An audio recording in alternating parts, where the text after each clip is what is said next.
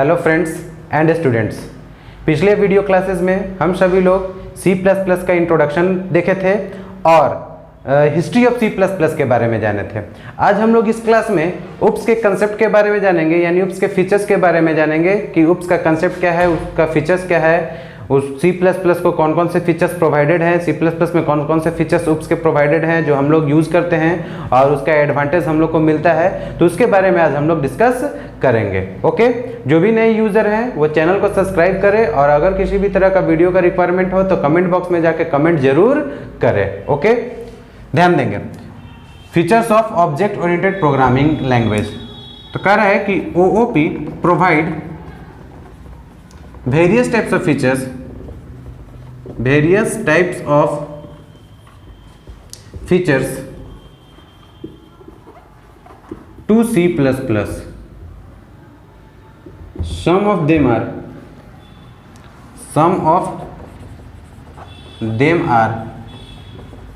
given below. कुछ इसमें नीचे में दिए हुए हैं। पहला है डेटा एब्स्ट्रैक्शन,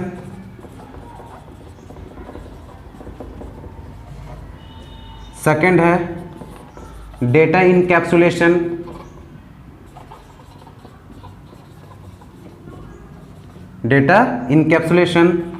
थर्ड है इनहेरिटेंस, फोर्थ है मॉड्यूलरिटी,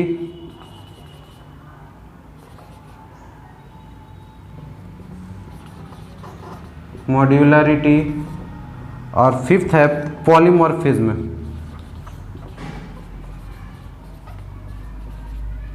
ओके, तो ये 5 फीचर्स के बारे में हम लोग जिक्र करेंगे जो UP provides various types of features to C++। Some of them are given below, जो नीचे में कुछ दिए हैं जिसमें सबसे पहला डेटा एब्स्ट्रैक्शन। क्या इसको प्रोनाउंसिएट करेंगे हम लोग? एब्स्ट्रैक्शन पढ़ेंगे, डेटा एब्स्ट्रैक्शन। सेकंड है आपका डेटा इनकैप्सुलेशन, क्या पढ़ेंगे हम लोग? Data encapsulation. और थर्ड है आपका इनहेरिटेंस, फोर्थ है मॉड्यूलरिटी, फिफ्थ है पॉलीमॉर्फिज्म। क्या है? फोर्थ है मॉड्यूलरिटी और फिफ्थ क्या है? पॉलीमॉर्फिज्म। ओके, तो ये 5 फीचर्स के बारे में हम लोग यहाँ पे डिस्कस करेंगे। डेटा एब्स्ट्रैक्शन के बारे में डिस्कस करेंगे, डेटा इनकैप्सुलेशन के बारे में डिस्कस करेंगे, इनहेरिटेंस के बारे में डिस्कस करेंगे, मॉड्यूलरिटी के बारे में डिस्कस करेंगे और पॉलीमॉर्फिज्म के बारे में डिस्कस करेंगे। नाउ फर्स्ट टॉपिक हम लोग डिस्कशन करते हैं data abstraction.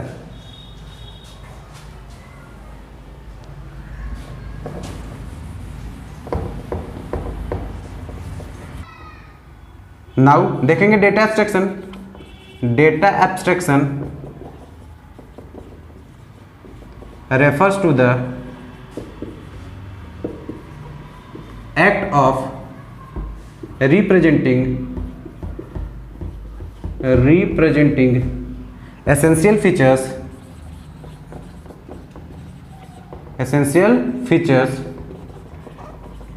without including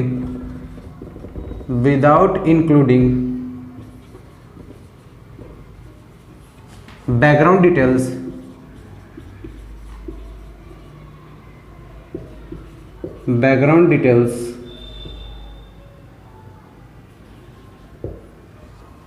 and explanation।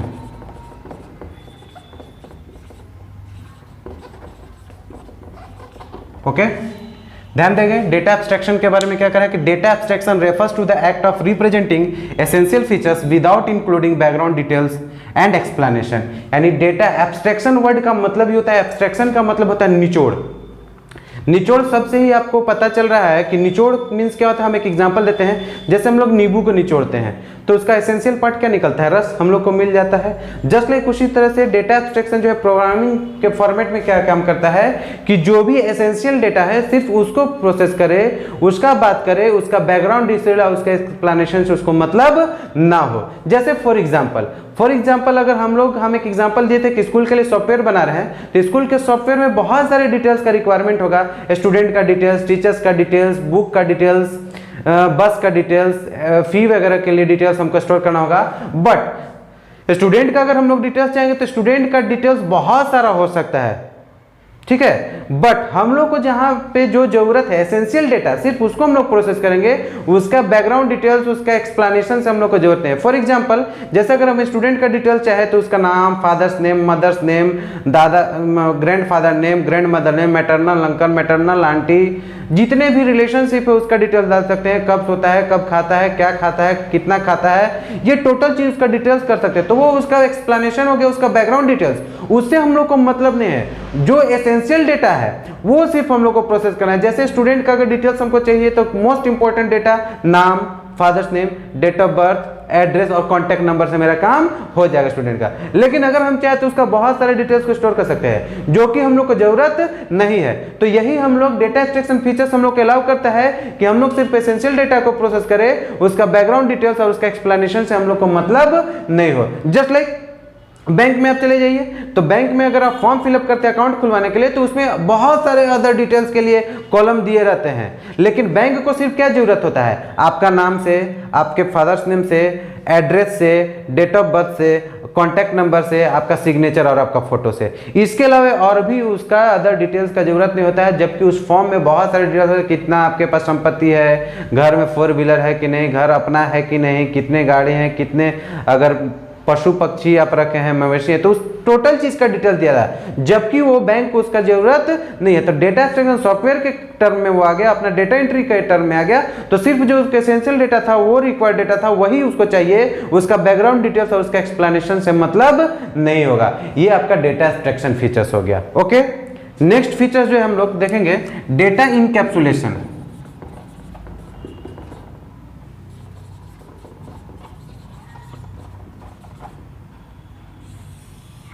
Okay, data encapsulation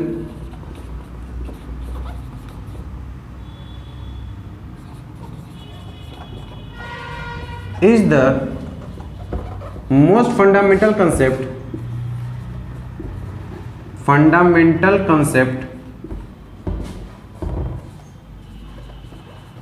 of OOP.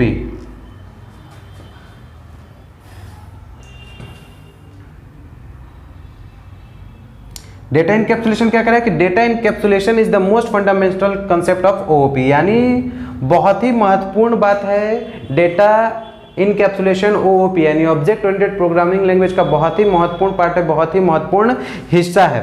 Encapsulation का मतलब होता है कवर करना। फॉर एग्जाम्पल, जैसे कवर करने का मतलब सॉफ्टवेयर के फील्ड में क्या है कि सपोज मान लीजिए कि हम अभी जस्ट जिक्र कर रहे थे कि हम स्कूल का सॉफ्टवेयर बनाते हैं, तो उसमें टीचर, स्टूडेंट वगैरह वगैरह बहुत सारे डिटेल चाहिए। तो हमको एक सॉफ्टवेयर के अंदर में सभी को कवर करना है, तो वो डेटा अलग अलग होंगे लेकिन एक टर्म में काम करेंगे। ठीक है, दैट इज कॉल्ड इनकैप्सुलेशन, यानी पार्ट बाय पार्ट अलग अलग डिवाइडेड होंगे। ठीक है, लेकिन फीचर सब एक साथ मिलके एक साथ इनकैप्सुलेट हो जाएगा, एक साथ कवर में आ जाएगा, तो एक सॉफ्टवेयर का रूप ले लेगा। That is called data encapsulation. तो डेटा इनकैप्सुलेशन क्या कर रहा है कि द रैपिंग अप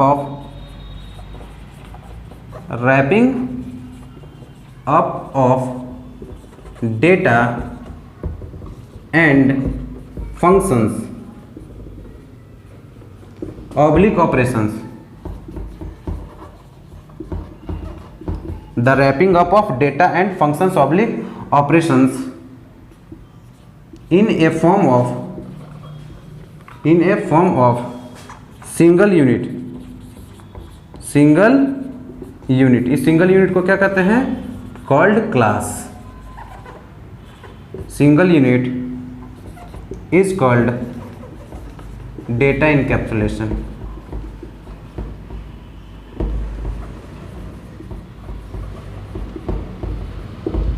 ओके, तो क्या करें, the wrapping up of data and functions, यानी रैप करना मीन्स क्या होता है, कवर करना। किसको, डेटा और फंक्शंस को, यानी उस सॉफ्टवेयर में जितने भी अलग अलग तरह के डेटा हैं और जितने भी अलग अलग तरह के फंक्शंस हैं, जो भी ऑपरेशंस हो रहे हैं, उसको एक सिंगल यूनिट में बांधना। क्या करना, सिंगल यूनिट में बांधना, सिंगल यूनिट में कवर करना।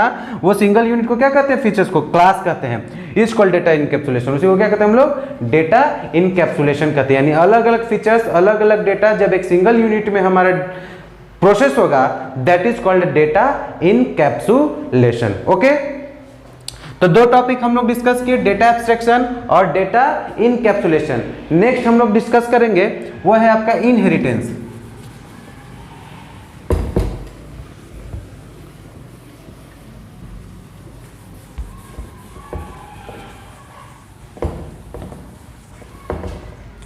इनहेरिटेंस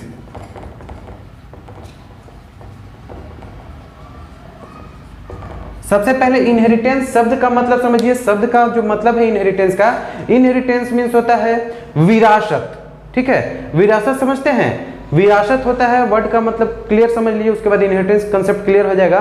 विरासत का मतलब होता है कि अपने पूर्वजों के द्वारा मिला हुआ कोई धन हो, कोई गुण हो, कोई संपत्ति हो, ठीक है, that is called inheritance. Just like गायक का बेटा गायक बन जाता है, क्यों? क्योंकि उसको विरासत में वो गायकी मिली है। ठीक है, उसी तरह से टीचर का बेटा टीचर बनने का कोशिश में रखता है, क्योंकि वो चीज, डॉक्टर का बेटा डॉक्टर बन जाता है, तो वो विरासत में वो गुण मिले हैं, वो धन मिले हैं, वो संपत्ति मिलती है, वो विरासत कहते हैं। तो यहाँ पे अब विरासत का मतलब क्या है सॉफ्टवेयर के फील्ड में? तो सॉफ्टवेयर के फील्ड में बहुत ही ये एसेंशियल पार्ट है, बहुत ही इंपॉर्टेंट सेक्शन है इनहेरिटेंस। जो क्या होता है कि जब हम लोग एक डेटा को डिक्लेयर करते हैं और उसी से रिलेटेड डेटा दूसरे में भी रिक्वायरमेंट होगा, तो हम लोग बिना दोबारा लिखे हुए हम उस डेटा के कंसेप्ट को दूसरे में भी यूज कर सकते हैं। यही फीचर्स इनहेरिटेंस कहलाता है। जैसे जस्ट लाइक हम स्टूडेंट के लिए डिटेल्स स्टोर करेंगे, नाम, father's name, date of birth, address, contact number, ये सेम डेटा हमको टीचर के लिए भी रिक्वायरमेंट होगा, उसके लिए और अदर डेटा रिक्वायरमेंट होंगे, जैसे उसका सब्जेक्ट हो सकता है, क्वालिफिकेशंस हो सकते हैं और भी हो सकते हैं। बट ये इतना पार्ट तो उसके लिए भी जरूरत पड़ेगा। तो ये हम स्टूडेंट में जो डिक्लेयर किए, इसको दोबारा टीचर के लिए डिक्लेयर किए बिना हम स्टूडेंट के डेटा को ही यूज कर लेंगे टीचर में भी जाके, टीचर के क्लास में भी जाके, और वो हमारा काम करना स्टार्ट कर जाएगा। तो ये इनहेरिटेंस फीचर से क्या हुआ कि टाइम जो है हमारा बचेगा, प्रोसेसिंग टाइम बचेगा, मेमोरी कंजप्शन बचेगा। ये इनहेरिटेंस फीचर से हम लोग को सॉफ्टवेयर के फील्ड में बहुत ही फायदा होता है। तो देखिए इनहेरिटेंस क्या कर रहा है। Inheritance is the capability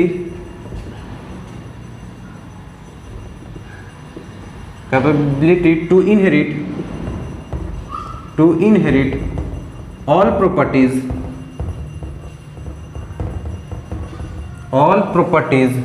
of one class of things, all properties of one class of things to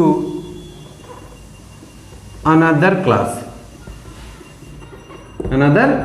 inheritance क्या कर रहा है? Inheritance is the capability to inherit all properties of one class of things to another class. यानी एक class के total property को हम लोग दूसरे क्लास में यूज कर सकते हैं, दैट इज कॉल्ड इनहेरिटेंस। ठीक है, अब ध्यान देंगे, हम एक छोटा सा एग्जांपल आप लोग को शो कराते हैं। व्हीकल देखे हैं, व्हीकल सभी लोग जानते हैं, व्हीकल्स क्या होता है? गाड़ी होता है। ठीक है, अब अगर देखा जाए तो दो प्रकार के व्हीकल्स होते हैं। अगर देखा जाए तो एक होता है आपका ऑटोमोबाइल्स,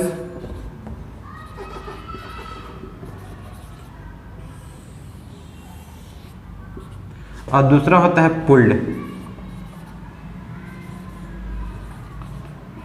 व्हीकल्स होते हैं। ऑटोमोबाइल्स में आप क्या आ जाते हैं? कार, बस, ठीक है, और पुल्ड में आ जाते हैं साइकिल, कार्ट, इसी और भी आते हैं। तो देखिए व्हीकल्स, गाड़ी का गुण ऑटोमोबाइल्स व्हीकल्स में भी और पुल्ड व्हीकल्स में भी, दोनों में गाड़ी का, व्हीकल्स का गुण है। ठीक है, और ऑटोमोबाइल्स का गुण किस में है? कार और बस में है, क्योंकि ये ऑटोमेटिक चलने वाला है। और पुल्ड का गुण किस में है? हम लोग का फीचर्स किस में है? साइकिल और कार्ट में है। ठीक है, क्योंकि ये खींच के या धक्का देके चलाए जाते हैं। ठीक है, तो ये देखिए ये इनहेरिटेंस को रिप्रेजेंट कर रहा है कि इसका गुण इसमें आ गया, इसका गुण इसमें आ गया। तो जिसका गुण किसी में शेयर होता है उसको हम लोग बोलते हैं बेस क्लास। क्या बोलते हैं? बेस क्लास या सुपर क्लास बोलते हैं। क्या बोलते हैं? बेस क्लास या सुपर क्लास बोलते हैं। जिसका गुण किसी दूसरे में जा रहा है वो ऊपर होता है, इसीलिए क्या होता है? सुपर कहलाता है। यानी सुपर क्लास कर सकते हैं या बेस क्लास कर सकते हैं। ठीक है, और जिसमें जा रहा है गुण, उसको हम लोग बोलेंगे सब क्लास। क्या बोलेंगे? सब क्लास या डिराइव्ड क्लास। सब क्लास या डिराइव्ड क्लास बोलेंगे, ठीक है। यानी व्हीकल्स का ये दोनों सब क्लास कहलाएगा या डिराइव्ड क्लास कहलाएगा, और व्हीकल जो है ये दोनों के लिए बेस क्लास या सुपर क्लास होगा। तो कहीं ना कहीं ऑटोमोबाइल्स भी तो सुपर क्लास है, सुपर क्लास या बेस क्लास किसका? तो ये कार और बस का सुपर क्लास और बेस क्लास हो गया, ठीक है। तो कार और बस भी क्या हैं? सब क्लास हैं, किसके? ऑटोमोबाइल्स के। किसके? ऑटोमोबाइल्स के। इसी तरह से पुल्ड भी तो बेस क्लास हो गया, किनका?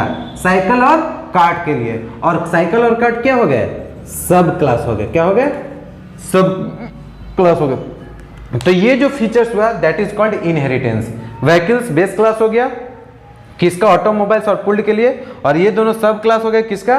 व्हीकल्स का। ओके, तो ऑटोमोबाइल्स भी बेस क्लास हो गया किसका? कार और बस का, क्योंकि इसका गुण इसमें शेयर हो रहा है। तो जिसका गुण किसी में शेयर होता है वो बेस क्लास कहलाते हैं, और जिसमें शेयर होता है वो सब क्लास कहलाते हैं। इसी तरह से पुल्ड भी आपका बेस क्लास हो गया, या और साइकिल और कार्ट क्या हो गए? सब क्लास हो गए। तो ये पूरे कंसेप्ट को हम लोग क्या कहते हैं? इनहेरिटेंस, कि एक क्लास का फीचर्स दूसरे क्लास में चला जाए, that is called inheritance. Okay, now next अब हम लोग मॉड्यूलरिटी के बारे में जानेंगे। देखते हैं मॉड्यूलरिटी के बारे में।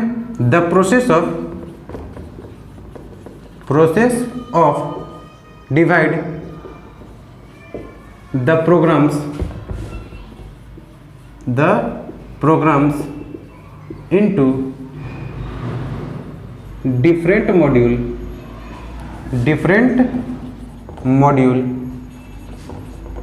different module is called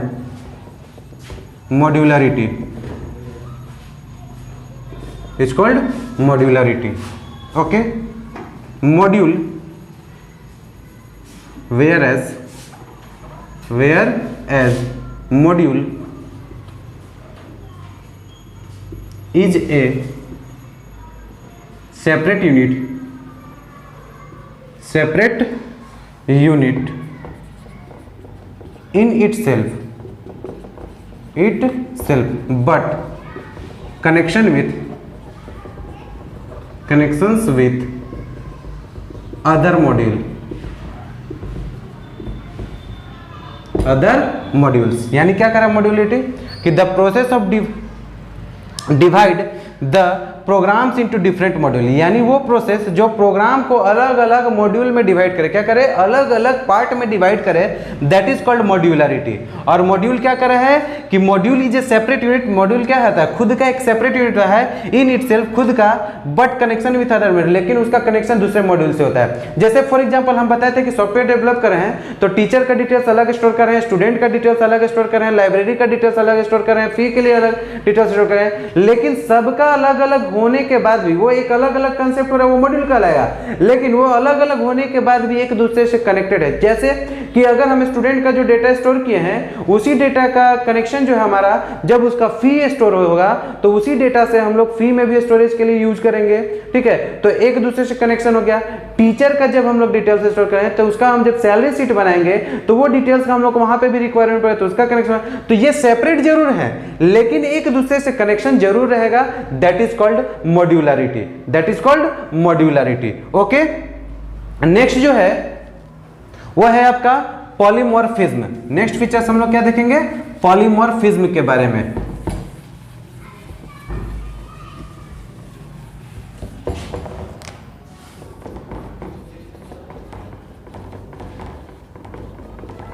polymorphism, okay,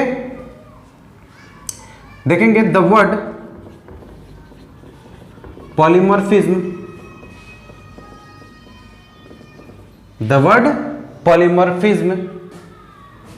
is generated by combination of two words poly and morphism. Poly means many and morphism means morphism means form of data और मैसेज, फॉर्म ऑफ डेटा और message. Okay, देखते हैं आगे। कह रहे हैं कि polymorphism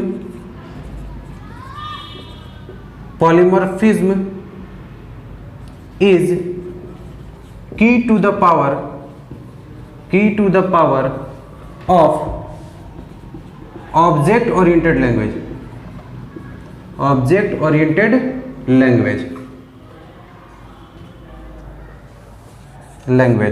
Okay, it is so important that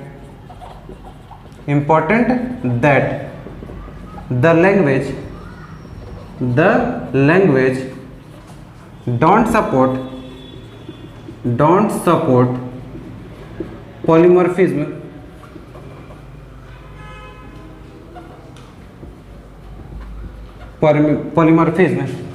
that it cannot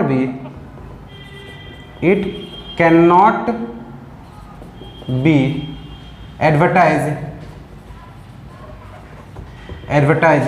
themselves as OO language, OO यानी ऑब्जेक्ट ओरिएंटेड लैंग्वेज। ओके, कह रहा है कि the ability to process data और message in more than one form is called polymorphism.